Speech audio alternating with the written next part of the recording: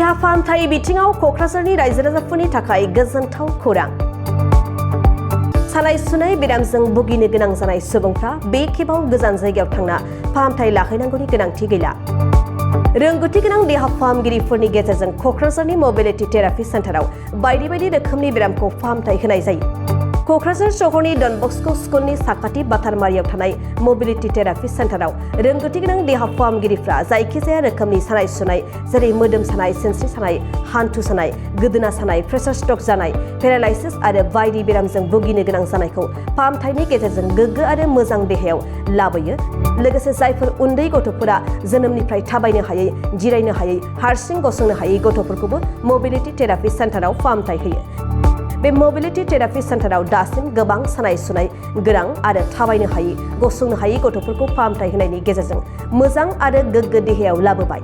बेनिखायनो जायफोर सानाय सुनाय बेराम आरो जायफोर गथ'फोरा जोनोमनिफ्राय थाबायनो हायै, गसंनो हायै, जिरायनो हायै जानायजों भुगिना दं, बिथांमोना क'क्राझार शहरनि मोबिलिटि थेरापि सेन्टाराव फाहामथाय लानो हागोन। आरो नोंथाङा मोबिलिटि थेरापि सेन्टाराव फाहामथाय होनायनि बागै बांसिनै मिन्थिनोब्ला 7002268564 मबाइल नम्बराव फोनांजाब खालामनो हागोन।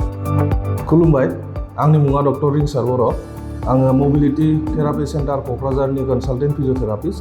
आं दिनैनि भिडिअ'आव बुंनो सानदोंदि जोंनि बे थेरापि सेन्टाराव मा रोखोमनि ट्रिटमेन्ट मोननाय जायो आरो मा रोखोमनि सिस्टेमै जोङो ट्रिटमेन्ट होयो बेफोरनि बादै।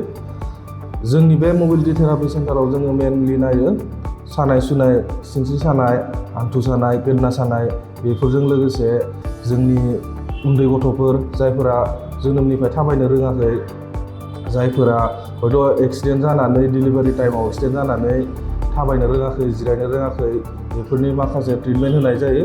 बेजों लोगोसे जों प्रेसार स्ट्रक जानाय, जायनाखि प्रेसार जानानै पेरालाइसिस जानानै दं, बिसोरखौबो जोङो ट्रिटमेन्ट होनाय जायो।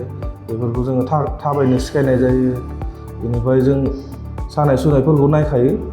ओमफ्राय जेनेबा सोरनाबा एक्सिडेन्ट जानाय, आखाइ गनाय, हारा बायनाय, बेफोरखौबो जोङो पस्ट सार्जिकेल केसफोरखौबो जोङो नायो। बेजों लोगोसे जोङो जायनाखि सिनस्रि बायनाय, बेफोरखौबो जोङो नायो। जोंनाव ट्रिटमेन्ट सिस्टेमा जों मेनलि रिहाब सिस्टेमै ट्रिटमेन्ट होयो, जायाखि जोङो मेन फकास खालामो एक्सारसाइसआव। जोङो रुट कजखौ ट्रिटमेन्ट खालामनो थाखाय जोङो मेनलि एक्सारसाइसनि थ्रुयै जोङो ट्रिटमेन्ट होनाय जायो। बेजों लोगोसे जों माखासे मडेलिटिसफोरबो बाहायो, जेनेबा सानाय सुनायखौ खमायहोनो थाखाय। बेनिफ्राय माखासे एसिस्टेड एड डिभाइसफोर दङ, एसिस्ट खालामनाय माखासे डिभाइसफोर दङ, बेफोरखौबो जों बाहायो जाहाथे नांगौ सिस्टेमै।